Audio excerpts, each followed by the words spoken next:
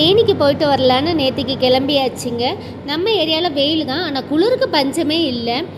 போடி மெட்டெல்லாம் தாண்டி போயாச்சு அப்படின்னா பயங்கர மிஸ்டாக இருந்துச்சுங்க. 2 நாள் நல்ல மழையும் பெஞ்சிட்டு இருக்கிறதுனால அங்கங்கே மண் சரிவு இருந்துகிட்டே தான் இருந்துச்சு. ஒரு வளவுலையுமே பார்க்க முடிஞ்சிச்சு. ஆனால் மிஸ்ட்டு நம்ம போடி வரைக்குமே இருந்துச்சு. வெயிலெல்லாம் ரொம்ப குறைவாக இருந்துச்சு. அங்கேயுமே குளிர்ற மாதிரி தான் இருந்துச்சு. நம்ம எங்கேயாச்சும் போகிறோம் அப்படின்னா புது ஆளுங்களை வந்துட்டு நம்ம பார்க்க முடியும். புது கண்ணுக்கு இதமான காட்சிகள் எல்லாம் வந்துட்டு நம்ம பார்க்காத விஷயங்களை பார்க்கும்போது ரொம்ப சந்தோஷமாக இருக்கும்.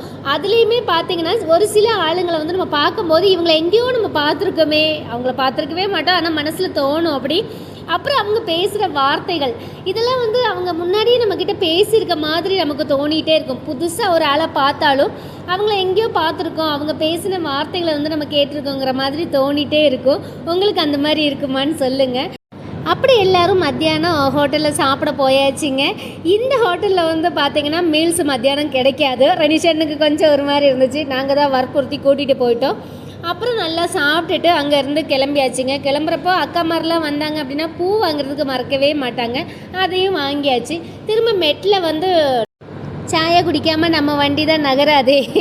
அப்படி சாயை குடிச்சிட்டு நாங்களும் வீட்டுக்கு வந்தாச்சுங்க. ஓகே, வீடியோ பிடிச்சிருந்தா கண்டிப்பாக லைக் பண்ணுங்கள்.